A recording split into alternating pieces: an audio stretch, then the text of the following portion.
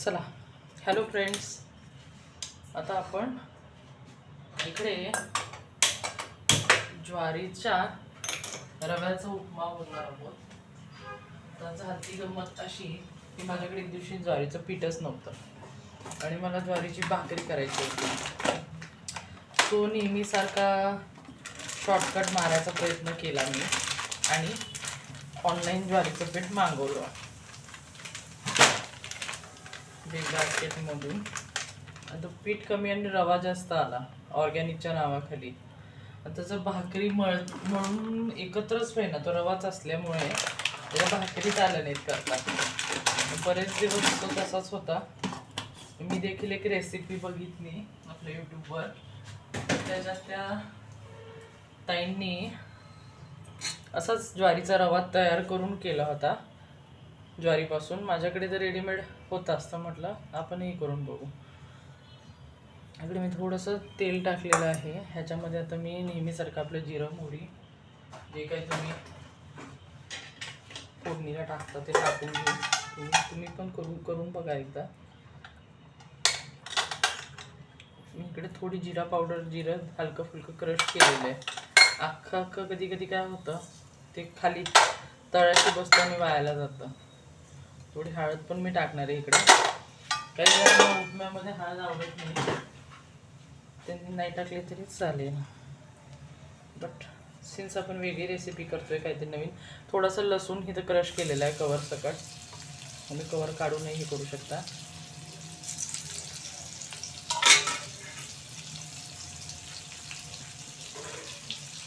मिरची मला जास्त स्पायसी नको आहे आणि मी एका माणसापुरतंच करते. आणि तुमच्या आवडीनुसार करू शकता. काय नेहमीच आपण उपीट करतो सेम रेसिपी तशीच आहे. चिकन काकडी आहे.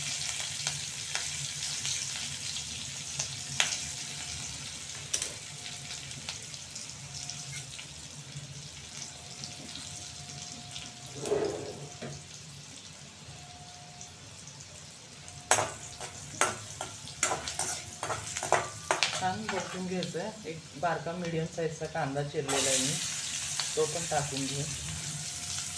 गोडसर उपीट हवा असेल तर कांदा जास्त टाकायचा. मला मीडियमच हवं आहे. मी वरनं साखर वगैरे टाकत नाही. काही जण रव्याच्या उपीटमध्ये पण साखर टाकतात. ते फारसं गोड उपीट आवडत नाही.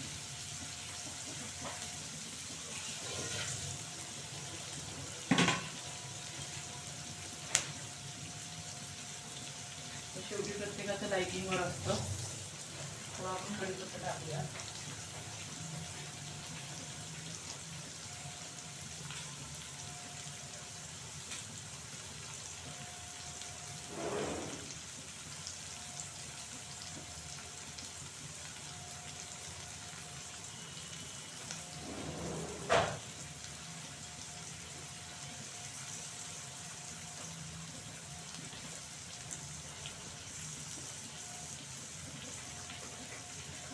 घरच्या कढीपत्त्याचे 3-4 पानं मी इथं टाकणार आहे वासापुरतं.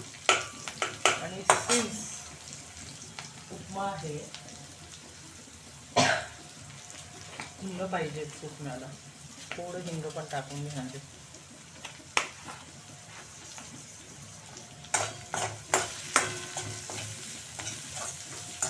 कढीला आलं, लसूण आणि हिंग आणि थोडंसं डाळीचं पीठ जसं चव वाढवतं तसंच हिंग, थोडासा लसूण. उपम्याला एरवी आपण लसूण टाकत नाही. ओके, मी इथे थोडा टाकला आहे कारण की हे वेगळ्या पद्धतीचं आहे. आणि हे ज्वारीचं पीठ मी इकडे टाकलेलं आहे, बघू शकता.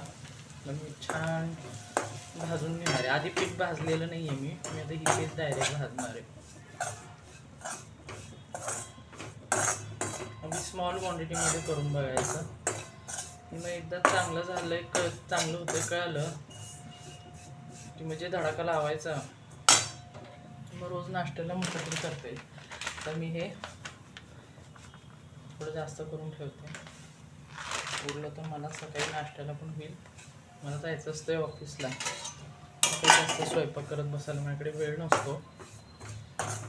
हाचर बाकी ते खारी टोस्ट वगैरे काहीतरी खाण्यापेक्षा हेच खाऊन जाईल. असं फ्रेश फूडच खावं. कंटाळा येतो कधी कधी. चांगलं भाजून घ्यायचं आहे. फास्ट गॅसवर मी हे चांगलं भाजणार आहे. त्या पिठाचा कच्चेपणा. अशी फारशी ज्वारीची भाकरी आवडत नाही, पण घरातले आमचे खातात.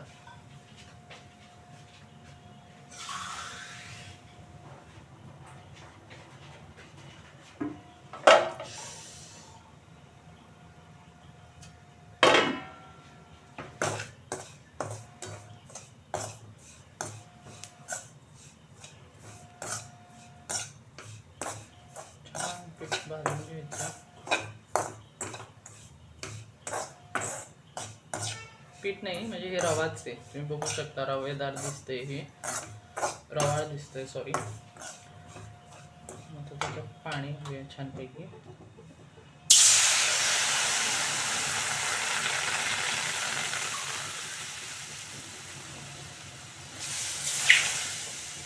ज्या कन्सिस्टन्सीचं हवं आहे त्या कन्सिस्टन्सीचं हे ठेवायचं. शक्यतो आपण गव्हाच्या रव्यामध्ये जेवढं पाणी टाकतो त्याच्यापेक्षा थोडं कमी टाकायचं. पण गव्हाचा रवा कसा असतो तो उमलतो. सगळ्या गाठी आपण फोडून घेऊया. छान हे आता उकळू द्यायचं. आधी गाठी फोडून घेऊ. गाठी नाही आहे, त्या कांद्याला चिकटलेलं पीठ आहे. थोडंसं ते हलवलं ते बरोबर एक जीव होईल. असे गहू रवा जो असतो तो चिकट असतो. हे ज्वारीचं पीठ आहे, मग हे काही एवढं चिकट नाही आहे. थोडंसं मी पाणी आतून टाकते. थोडंसंच टाकणार आहे, शक्यतो घट्टसरच करणार आहे. आणि ह्याच्यामध्ये आता चवीला आपल्याला मीठ टाकायचं आहे.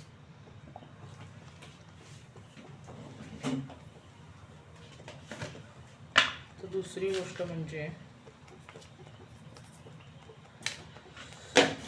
त्या स्टेजला पटकन झाकलं पाहिजे, नाही त्याची चिपळी खूप जोरात उडते. त्याच्यात बबल्स येतात ना, खूप जोरात भाजतात. आणि आपण पटकन झाकून ठेवायचं.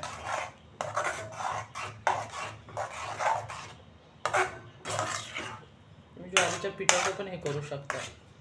मला वाटतं पिठापेक्षा करायचंच असेल तर थोडं जाडसर दळून आणलं ना ते पण छान होतं. तो वरचं थोडंसं टेस्ट करून बघणार आहे. खूप छान झालेलं आहे. सेम गव्हाच्या रव्याचा उपमा असतो ना तसंच लागत आहे. ज्यांना भाकरी आवडत नाही पण डाएट करायचं आहे ना ते नक्कीच करून बघायचं.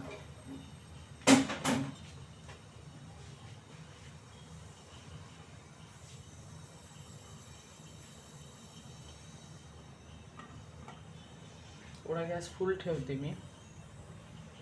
चिपळ्या उडून त्या सेटल झाल्या पाहिजे.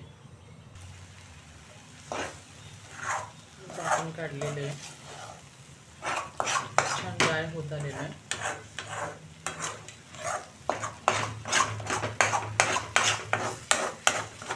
तुमच्याकडे ओलं खोबरं किंवा कोथिंबीर असेल त्याच्यावर मस्तपैकी ते टाकायचं आणि खायला घ्यायचं. माझ्याकडे दोन्हीही नाही आहे त्यामुळे मी असंच मस्तपैकी करत खाणार. असं बाहेर जायचं आपल्याला कंटाळा असतोय, त्यामुळे त्या गोष्टी अवेलेबल नाही आहेत तर काय करणार. मला वाटतं 10 मिनिटातच ही रेसिपी तयार झालेली आहे. आणि 1-2 मिनिटं आपण झाकून ठेवूया, मंद करून ठेवूया छान शिजण्यासाठी.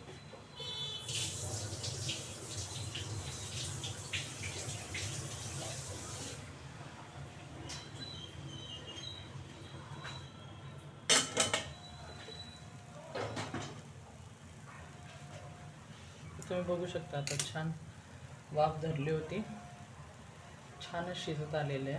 तर ह्याच्यामध्ये तुम्हाला जर पाहिजे तर थोडंसं तुम्ही आपलं साजूक तूप टाकू शकता. Again it is your choice. तुम्हाला आवडत असेल तर. तुम्हाला जर वाटत असेल की ह्यानी तिखट मरेल तर नका टाकू. मी थोडंसं इकडे टाकून बघत आहे, जस्ट टू गिव्ह दॅट एक थोडासा रिचनेस.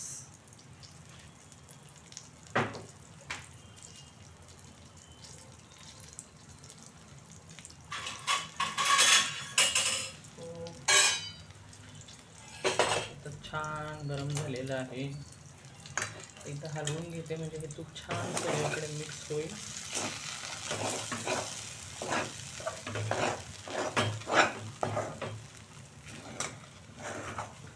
रव्याचा उपमा करताना पण कधीतरी एकदा लसूण थोडासा 1-2 कळ्या टेचून टाकून बघा. उपमाला एकदम छान वेगळीच टेस्ट येते.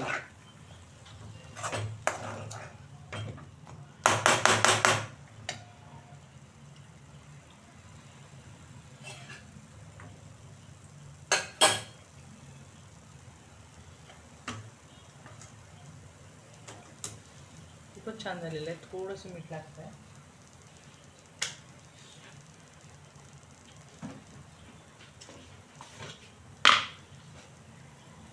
थोडं मीठ टाकणार आहे, चवीला लागतंय म्हणून.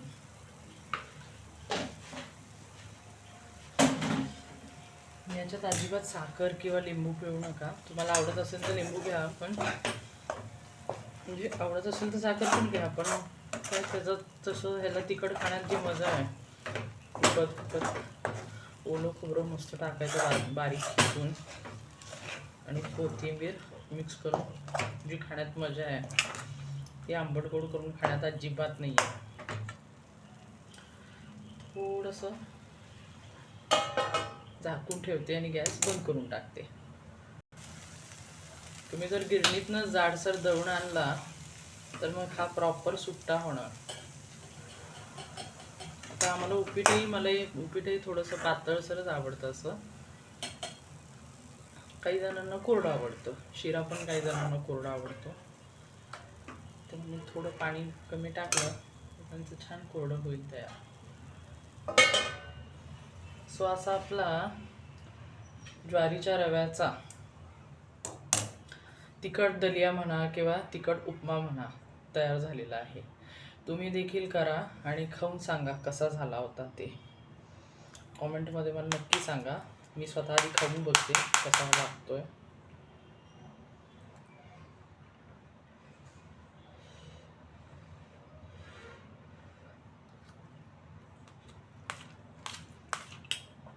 छान झालेला आहे.